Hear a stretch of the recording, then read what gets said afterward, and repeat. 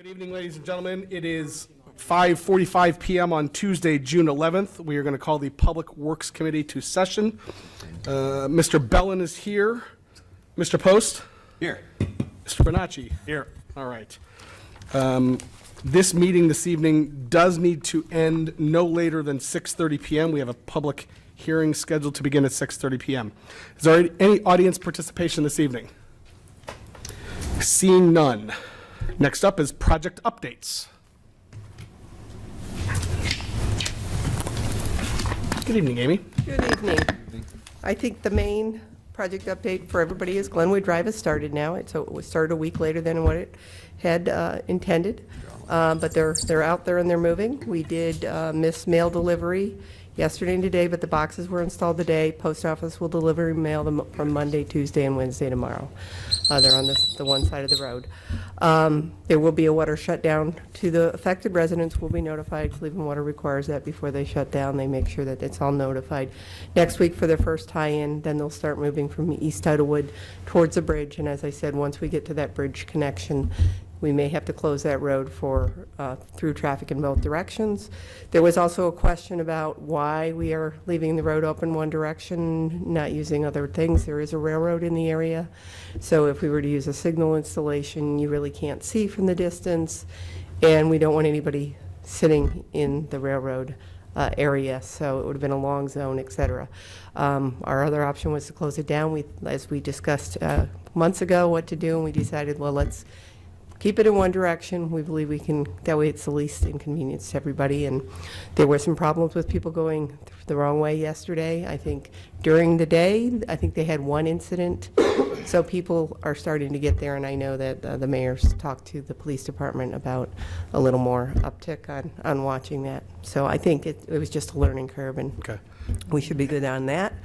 And just to confirm, Amy, it will be open eastbound for the duration, but not westbound. Eastbound, except for when we go to, as we get closer to the bridge. Okay. The connection point that I have to tie in 6 feet in the ground is right in the middle of the road. So as we get there that day, we plan on plating it at the end of the day, but during that work day, and then there is access, other than the detour we have posted, but if somebody slips by East Idlewood, not that we're wanting anybody to go there right now, it's Ravenna, Victorian 91, and reversing is our posted detour. We have one-way signs at all the driveways, so all the residents remember first thing in the morning not to go the wrong direction and what have you there. Okay, thank you. Road program's pretty close being done. Timberline Blossom, which we kind of held off on because those were extras, just to make sure we had enough money, and we believe we have enough money to do those. So those are major roads along with miscellaneous repairs. They haven't done any of the gutter sealing yet. They usually do that at the very end. So some people say, they haven't done this, so it may take another month or so. That goes on their punch list. Highland Road we had our pre-con for that. That will start either late July, early August. We don't have a complete start date yet from the contractor, but we did have the pre-construction meeting. There will also be a posted detour there. It will be the road open so that all the businesses have access and it's open and you can sit in the line of construction and flaggers. But we will post a detour using Enterprise and Boyle. So you can actually get around what we're doing, and if you're just through traffic, there's no reason you need to be on Highland Road in that section, and we're giving you some direction on how to get around it. So, and then striping, we received extra money for a safety fund on Ravenna Road. So our striper has already been hired. We have told him in the very beginning that we may reduce his contract, and that's for crosswalks. We're going to be taking these crosswalks off, putting the continental style, which are larger, doing some more signage at pedestrian, and that is through a grant. You will see a piece of legislation coming to encumber those funds before recess.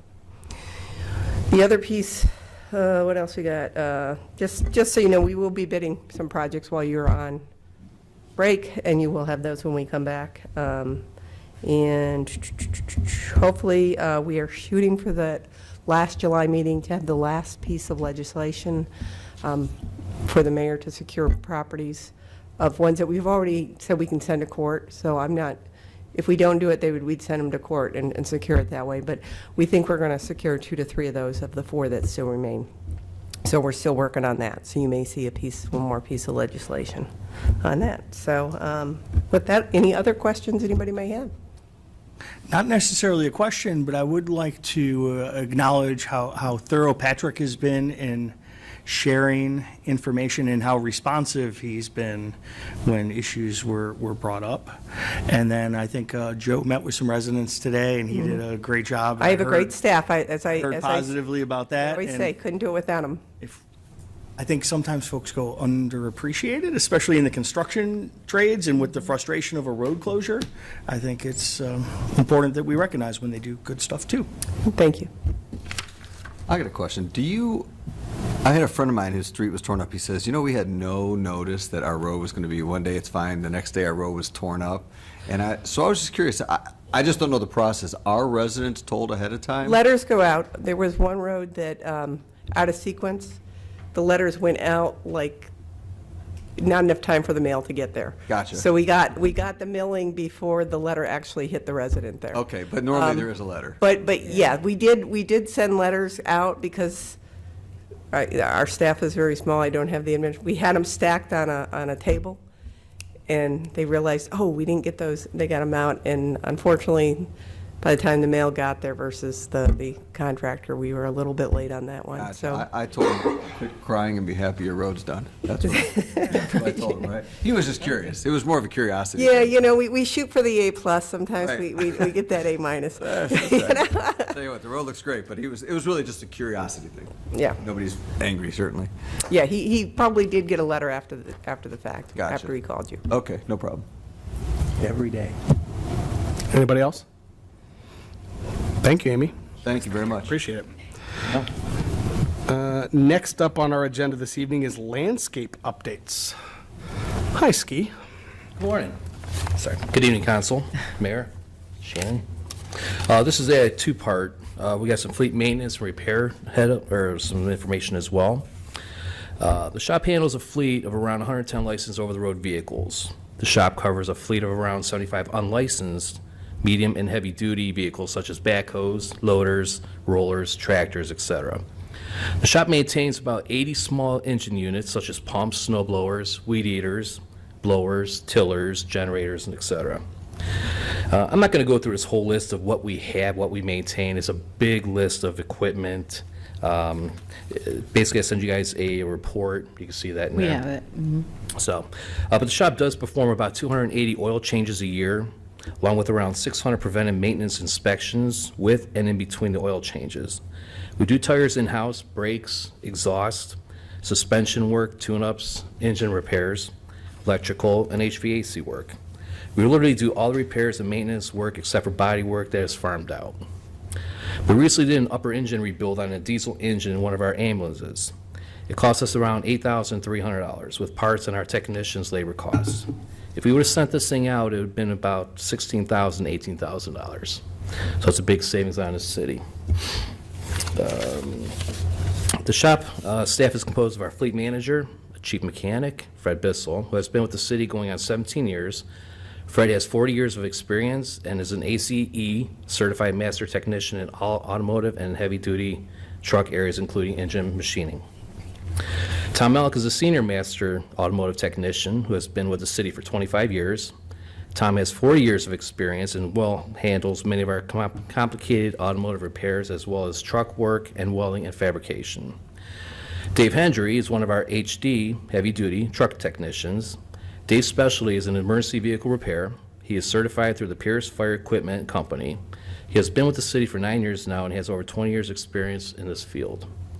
Jim Newman, our newest heavy-duty truck technician. Jim's a journeyman HD truck technician and is ACE certified in heavy truck and comes with us with 20 years experience in this field, and he has been with us for about 6 months, but has already shown his knowledge and worth with a few major repairs. Just so you guys are known, he's the one that kind of stepped up and says, hey, I want to fix this ambulance in-house instead of sending it out, which I gave him so many compliments. With our city landscaping, the landscaping has been improved or completed this year is City Hall, East Aurora, Rhode Island, in front of Cracker Barrel and the Tulum Restaurant. With the cul-de-sac island upgrades for 2024, we started with Gasoline Court. We removed the overgrown barberry bushes. The plan is to replace them with hibiscus bushes and adding a fresh layer of mulch where needed. Mallard Cove, the burning bushes were removed because of overgrowth causing a line of sight issue for vehicles coming around the island. This island is going to be replaced with grass and a nice tree in the middle. We also removed a small island at the entranceway to the Shepherd Trail and restored that as well with grass, seed, and straw. The community center retention bowls. This project is slated for early fall with the removal of overgrown vegetation and removal of sediment buildup.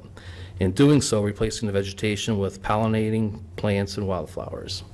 So it's a good thing for the bees and some. So welcome to Twinsburg Signs. Approval for the type of stone has been decided, and the crews will be starting installation within the next couple weeks.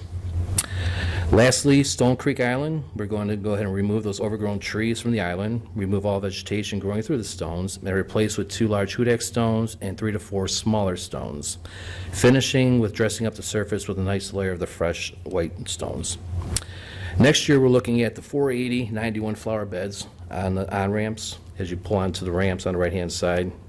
We're going to redesign those, kind of follow the lead like we did up on 82 Hill. Also taking out 2 to 3 cul-de-sacs for upgrades. These will be determined by the conditions, budget, and scheduling. And that's my report for this evening. Any questions? Not a question, more of a comment, that the bed across from Cracker Barrel in the middle, it looks fabulous. It looks really good. I happened to drive by the other day, and I was like, wow, it looks really good. Yeah, So kudos. I don't know, did you design that? No, I didn't. It was our gardener. First time I will not take credit. But you know what, at the beginning of that whole project, we got a lot of negativity from all the drivers, all the people, going to those businesses and stuff like, what are you guys doing? Why are you destroying something so, precise and, really neat? But the after effect is like everybody's It looks enjoying great. it. It looks great. It's a nice Probably job. easier to weed, too. I've weeded that garden before, on that You're on hill. that crew, you're right. Yes, low maintenance is our key. So, And you always are so good at replacing the roundabout flowers. Every time there's an incident, those flowers are next day. I was like, man, these guys are on it. yeah, we're growing those in-house. No, I kidding. Mayor? Skip, before you're done, I meant to mention this to you at staff meeting, but in the roundabouts where we have those areas where the delineator's up so you can't go in there. Right. Inside of that needs to be cleaned. Okay. We need somebody to get in. I know the sweeper goes around there and cleans the street, but inside those triangles Yeah. are Oh, a mess. okay. They need to be cleaned up. Are you talking about where the white posts are? Yeah. My question is, I meant to ask another time, we're never going to go back to a 2-lane roundabout, is my guess, ever. I mean, is that the plan, to go to a 2-lane roundabout? No. I would think that we've seen that it is just not in our best interest. My question is, why don't we remove those white temporaries and just make it a permanent curb and add more landscaping on both sides? Because there's no reason to maintain those, have to have that dirt in between them. Why don't we just extend the island on both sides to right where those white things are and just landscape that and have more landscaping there? Where the ballots are at. Not a bad call. The landscaping is something else. It's just more work. More landscaping, more flowers, more expense. I'll speak for Ethan's Green. more We'll be time. happy to take care of that side. No. Well, I mean, I can speak for Right. Ethan's Green. We'll take Any that reason side. We why got no you problem with like that. And Because it's such a beautiful roundabout, but It is. the white part's the only part that is not really attractive, that it just, Okay. it's never going to go away. Why Engineer keep, said she'll look at it. yeah, why keep that there? The other thought is, remember when thank you for putting up those crosswalk signs, by the way, right, the matching signs. the matching signs. So I don't know why 7 of 8 were done, I'm missing one, I don't know, but thank you for putting that up. But the other question is, if you're going into the Glenwood roundabout on 91 both ways, there's a yield sign in the middle and on the right side. When you're approaching the Glenwood, not the Glenwood, oh my God, the Ethans roundabout, Right. when you're going on 91 both ways, there's no yield sign in the middle. There's only, that was part of the email, I don't know if you saw that, there's only a yield sign on the right side, and especially that when you're coming in, it curves to the right. You don't, if you're in the left lane, if You don't there's see the something yield. else there, you don't even see a yield sign at all if you're going straight through the, so I'm wondering why we have a yield sign on both sides at the Glenwood, but only on one side at the Ethans, and why we don't put up just another yield sign, because both lanes can't see Right. the one sign. And a lot of times when I'm driving that way, because I go there every day, you don't see the yield sign at all when you're coming into it, especially with the trees, and so. Yeah, I'm not really sure why they did it that way. It could be the minimum requirements.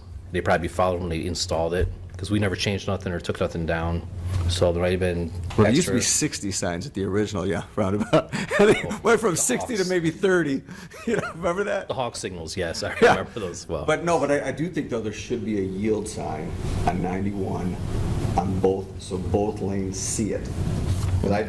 Because I still think people going straight are not yielding, only because I literally drive that every day. Yeah, and they may or may not be yielding.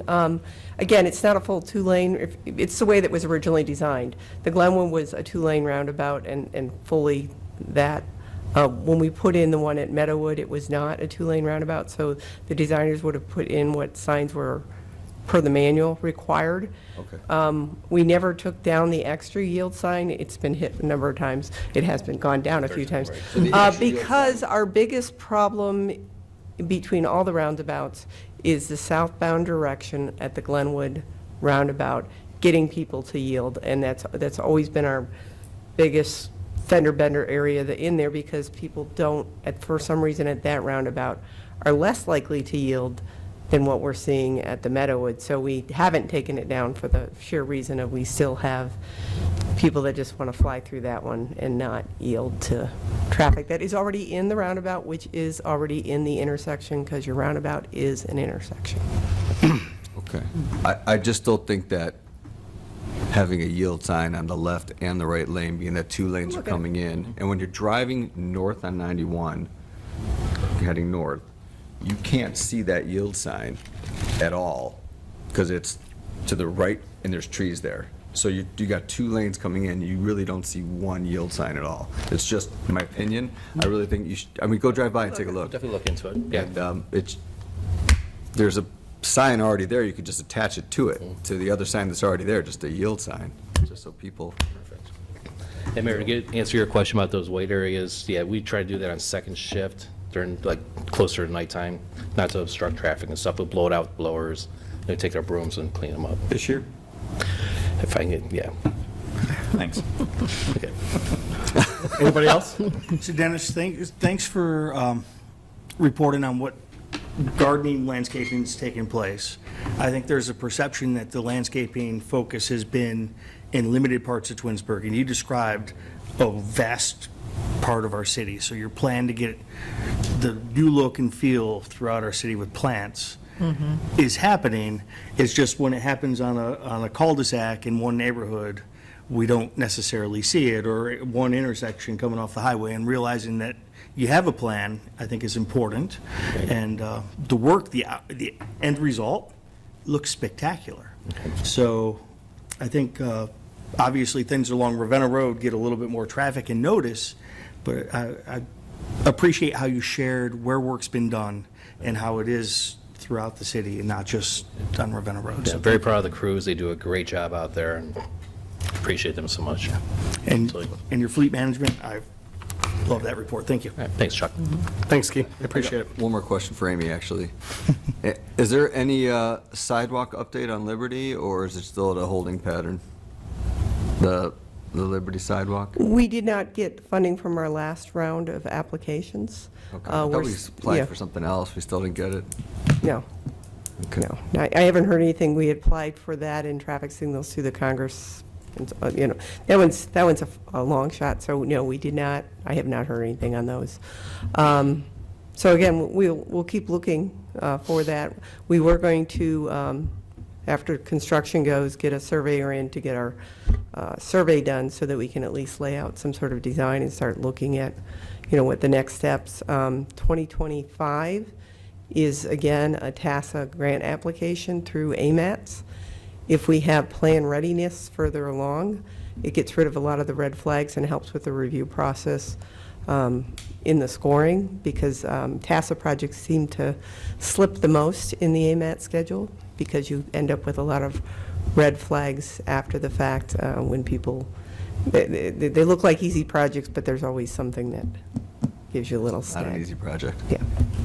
I appreciate that, thank you. Amy, one more thing. On the Chamberlain Road where the gentleman had inquired about the crosswalk, did we ever stripe that? Remember the... Yeah, I know which one you're talking about. And I can run through all my plethora of things. We've talked about dismantling the sign at, Church Street on Ravenna, but doing it as a trial period with paint and markings and things like that.